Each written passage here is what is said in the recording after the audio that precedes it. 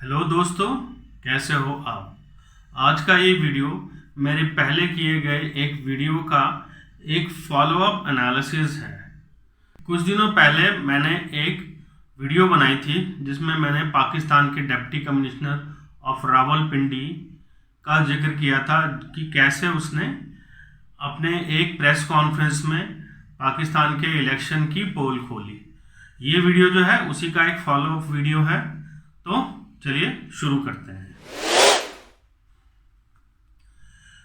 जी हाँ, तो कुछ दिनों पहले मैंने एक वीडियो बनाई थी, एक वीडियो एनालिसिस किया था पाकिस्तान के रावलपिंडी के डिप्टी कमिश्नर के बारे में कि उसने एक प्रेस कॉन्फ्रेंस करी थी जिसमें उसने बताया था कि कैसे उसने इलेक्शन में रिगिंग करके 50-50, 70-70 हज़ार वोटों से हार रहे कैंडिडेट्स को उसने फर्जी ठप्पे लगा करके कैसे उनको जिताया था और ये क्लेम किया था कि पाकिस्तान के इलेक्शन में रिगिंग हुई है और सारे वोट जो हैं ये फर्जी पड़े हुए हैं। इससे रिलेटेड जो वीडियो जो मैंने उस टाइम लगाया था वो एक वीडियो आप देखिए ताकि आपको वो स्टेटमेंट उसकी याद आ जाए।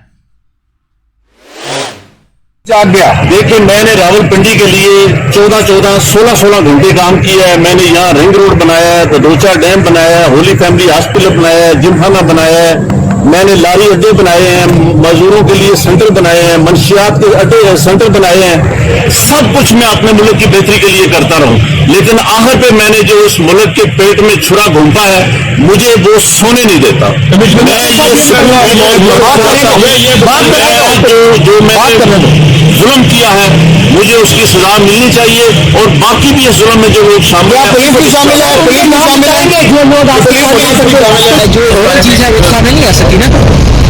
देखिए, फौज ने इलेक्शन बिल्कुल ठीक करवाए हैं। जो फॉर्म 45 है वो आज भी पूरा है। दोबारा इलेक्शन कराने की भी जरूरत नहीं, सिर्फ फॉर्म 45 इकट्ठे कर लें, उसके ऊपर सारे रिजल्ट क्लियर हो जाएंगे। आपको क्या लगता है किस पार्टी के लोगों ने ये जीता है? फिर कमिश्नर साहब, कमिश्नर साहब ये बताइएगा, जो आरओ ने रिजल्ट रोके थे क्या उसमें बेजाब्तियां हुई है? क्या कहेंगे आप? बिल्कुल, बेजाब्तियां तो छोटा लफ्ज है। जो यहाँ पे हुआ है कि जो लोग आजाद उम्मीदवार 70-70, 80-80 हज़ार की लीड से जीत रहे थे, हमने उनको हरवाया है और उनके ऊपर जाली मोहरे लगा के सबको हरवाया। किसी ने कहा कि सब कुछ हो रहा है, गलत हो रहा है, इसको रोका जाए। देखिए, मैं ये सारी इस गलतकारी की जिम्मेदारी अपने ऊपर ले रहा हूँ और साथ आपको बता रहा हूँ कि जो चीफ इलेक्शन कमिश्नर है, जो चीफ जस्टिस है, वो भी इस काम में पूरे शरीक है। किसके कहने पे सब कुछ होता रहा? ये सब कुछ हुआ, आखिर किसके कहने पे? आपके ऊपर कोई दबाव था? किसने ऐसा किया? मेरे ऊपर कोई दबाव नहीं है। मेरे बाप दादा भी अंग्रेजों के खिलाफ और सिखों के खिलाफ जंगें करते रहे, लड़ते रहे ये मुल्क बनाने के लिए। अब मैं इस मुल्क को तोड़ने का हिस्सा नहीं बन सकता। कमिश्नर साहब, ये बहुत बड़ी खिदमत की है आपने, बड़े बड़े मेगा प्रोजेक्ट में 24 घंटे काम किया है। ये बताइएगा कि आपको कमिश्नर चीफ इलेक्शन कमीशन दबाव में ला रहा था कि ये करें सारे काम, लोग जीतो, तो आपने हराया। आपको नींद कैसे आती रही? किस तरह आपका जमीर जाग गया? देखिए, मैंने रावलपिंडी के लिए 14-14, 16-16 घंटे काम किया है। मैंने यहाँ रिंग रोड बनाया है, ददोचा डैम बनाया है, होली फैमिली हॉस्पिटल बनाया है, जिमखाना बनाया है, मैंने लारी अड्डे बनाए हैं, मजदूरों के लिए सेंटर बनाए हैं, मंशियात के अड्डे सेंटर बनाए हैं। सब कुछ मैं अपने मुल्क की बेहतरी के लिए करता रहूं, लेकिन आखिर पे मैंने जो उस मुल्क के पेट में छुरा घूमता है मुझे वो सोने नहीं देता। कमिश्नर जो मैंने जुल्म किया है मुझे उसकी सजा मिलनी चाहिए और बाकी भी इस जुल्म में जो लोग शामिल हैं। जैसा आपने इस स्टेटमेंट में या प्रेस कॉन्फ्रेंस में सुना, उसने ये बोला कि मैंने खुद जो है ये जो है इलेक्शंस में रिगिंग करी है, 50-50, 70-70 हज़ार वोटों से हार रहे लोगों को मैंने फर्जी टप्पे लगा करके जिताया और मेरा जमीर जाग गया। मुझे सुसाइड करने का मन कर रहा था, उसको मैं ओवरकम होकर के मैंने फिर इस तरह से किया। अब सिचुएशन ये है कि जो डिप्टी कमिश्नर जो है जिसका नाम है लियाकत अली चट्टा, जी हाँ, लियाकत अली चट्टा जो है वो अब इमरान खान की तरह यू टर्न मार गए हैं। ठीक है जी, अब यू टर्न भी कोई ऐसा छोटा मोटा वाला नहीं, एक जिसे कहते हैं ना बड़े वाला यू टर्न मारा उन्होंने। और उन्होंने अब की बार प्रेस कॉन्फ्रेंस तो नहीं करी, यहाँ प्रेस कॉन्फ्रेंस नहीं करी, अब की बार उन्होंने एक रिटन स्टेटमेंट दी है। ठीक है जी। अब रिटन स्टेटमेंट क्या है? अब रिटन स्टेटमेंट ये है कि भैया मैंने जो जितना भी ये उस दिन जो ये प्रेस कॉन्फ्रेंस करी थी वो सब झूठ है, उसमें कोई भी जो है वह सच्चाई नहीं थी। ये तो मैं किसी पीटीआई यानी कि पाकिस्तान तहरीक इंसाफ, हाँ वही इमरान खान की जो पार्टी है, उनके किसी लीडर के इन्फ्लुएंस में आकर के मैंने ऐसे बोल दिया। उन्होंने जब मुझे ये जो है प्रॉमिस किया था कि मैं तो रिटायर होने वाला हूँ, जब मैं रिटायर हो जाऊंगा तो फिर आपको फलां एक बहुत बड़ी अच्छी पोजीशन दे देंगे, ढिमका कर देंगे, वहाँ कर देंगे। इस तरह से मैं लालच में आ गया और ये इस तरह से मैंने ये प्रेस कॉन्फ्रेंस कर दी। अब क्या सच्चाई है इसके बारे में तो मुझे नहीं पता, लेकिन ये जरूर है कि या तो उसको इस्टेब्लिशमेंट से बहुत ही बड़ा डंडा पड़ा है, ठीक है। अब उसका अपने आप तो किसी का जमीर ऐसे जागता नहीं है, या फिर ये इस्टेब्लिशमेंट्स की बनाई हुई कोई प्री प्लान्ड गेम है, ठीक है जी। ऐसा भी हो सकता है, ऐसा भी हो सकता है कि इस्टेब्लिशमेंट ने पहले इसको बोला कि भैया तो ऐसे ऐसे कर, ये बोल कि इलेक्शन रिगिंग हुई है, ये हुई है, या उसके बाद फिर जो है तो पलट जाना, यू टर्न ले लेना, या फिर वाकई में इसको इस्टेब्लिशमेंट से डंडा पड़ा है और ये सच्चाई बोलने पे आया। लेकिन बड़ी अजीब सी बात है कि इसने अब की बार जो है वो प्रेस कॉन्फ्रेंस नहीं करी या कोई वीडियो जो है स्टेटमेंट जारी नहीं की, अब की बार इसने एक रिटन स्टेटमेंट जारी करी है। और मजे की बात है कि वो रिटन स्टेटमेंट तुम्हारे भाई के हाथ लग गई है। अब वो रिटन स्टेटमेंट में आपको भी दिखाता हूं और आप भी पढ़िएगा और देखिएगा कि उसने कैसी कैसी क्या क्या कहानी इसमें बनाई है, ठीक है जी। अब वो वैसे ब्रीफ में आपको बता देता हूं, स्टेटमेंट तो मैं आपको दिखाऊंगा ही, ब्रीफ में मैं आपको बता देता हूं कि भैया उसने क्या कहा। उसने कहा कि मैं जो हूं, जब 2018 में यहाँ पे कमिश्नर लगा था, वहाँ से मेरे पर्सनल रिलेशंस बन गए पीटीआई के लीडर के साथ।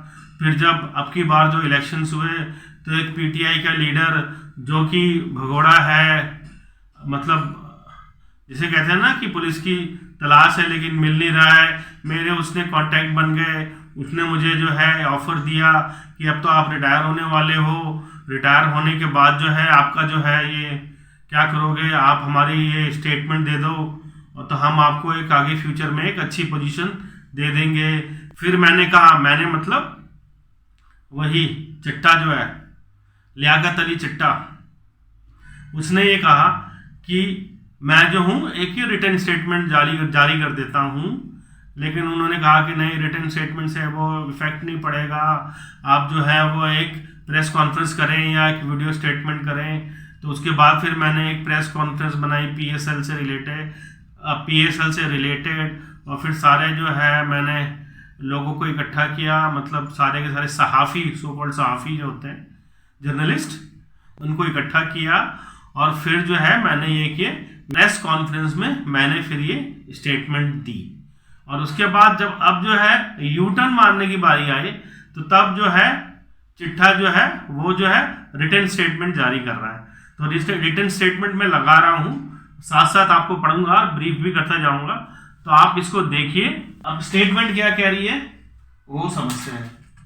ये कहते हैं कि 2018 के इलेक्शंस के बाद I got opportunity to develop relationship with senior and prominent figure of Pakistan Tehreek Insaf PTI. और ये इस तरह से 9 मई के इंसिडेंट के बाद leadership of PTI has set prominent leader of Pakistan Tehreek Insaf also absconded from court was declared a proclaimed and has been hiding.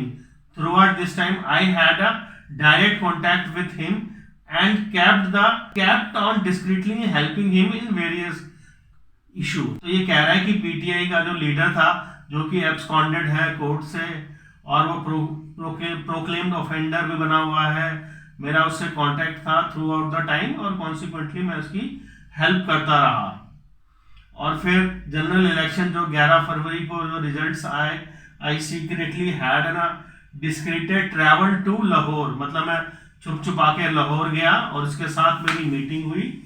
And उस meeting में उसने मुझे एक ऑफर किया to play a role of supporting PTI ongoing narrative of rigging in general election.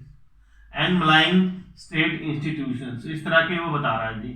The proposal was by the said individual of consideration of fact that I was about to retire, तो मतलब मैं retire होने वाला था, and he was aware of the fact I was under pressure forthcoming retirement after having remained a part of services of 30 years.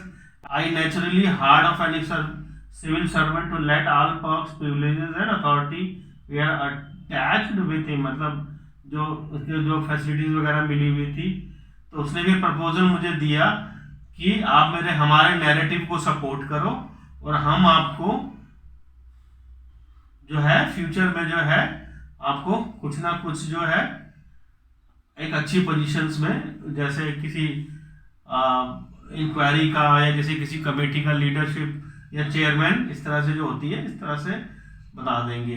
तो इसी वजह से फिर मैंने 17 फरवरी को एक स्टेटमेंट जारी कर दी और एक प्रेस कॉन्फ्रेंस बुला करके कर दिया, और फिर रिटर्निंग ऑफिसर्स को बदनाम करने की कोशिश करी, और साथ में चीफ जस्टिस ऑफ पाकिस्तान उसको भी जो है मैंने या उसने चट्टा ने बदनाम करने की कोशिश करी, और जो है इस तरह से ये मैंने किया। और उसके बाद ये क्लेम कर रहा है कि मैंने जो है कोई भी इंस्ट्रक्शन जो है रिटर्निंग ऑफिसर्स, मतलब जो इलेक्शंस में रिटर्निंग ऑफिसर्स होते हैं उनको मैंने कोई भी इंस्ट्रक्शंस पास नहीं की, मेरा उसमें रिगिंग वगैरह में कोई भी हाथ नहीं था।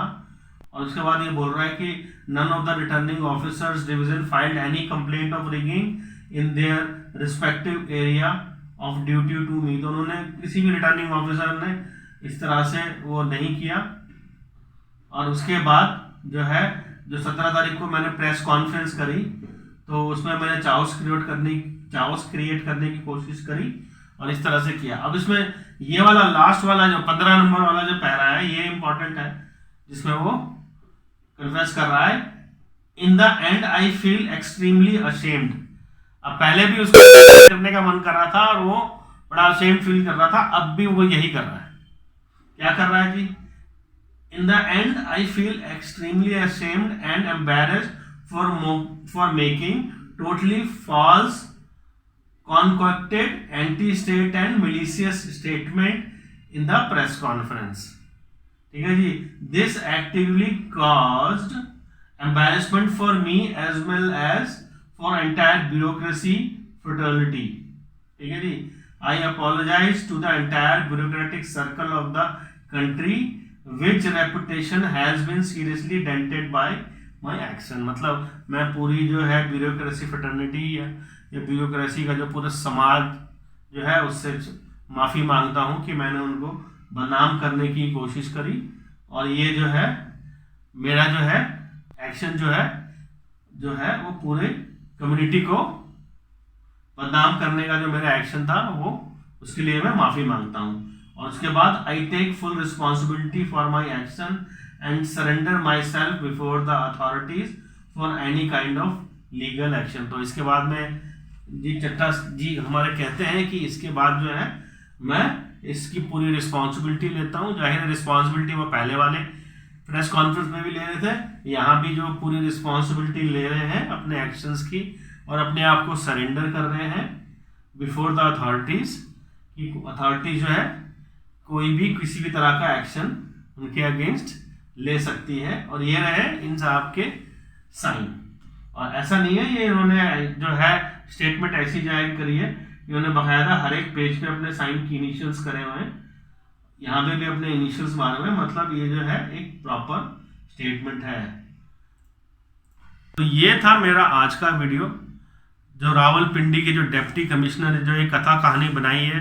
पहले तो एक प्रेस कॉन्फ्रेंस करके एक चाउस क्रिएट किया और उसके बाद एक यू टर्न ले लिया।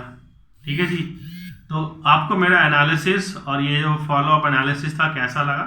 पहले वाले वीडियो का लिंक मैं आपके डिस्क्रिप्शन में डाल दूंगा, आप उसको भी देख सकते हैं और इसका रेफरेंस ले सकते हैं। फिलहाल अब ये वीडियो को हम यहीं ख़त्म करते हैं, ज़्यादा लंबा नहीं खींचते हैं। आपको ये मेरा वीडियो एनालिसिस कैसा लगा कृपया कमेंट करके मुझे बताएं, और अगर आपको ये अच्छा लगता है तो इसको लाइक करें, शेयर करें। इसके साथ इस वीडियो को हम ख़त्म करते हैं। तब तक के लिए भारत माता की जय। जय श्री राम, जय श्री राम, जय श्री राम।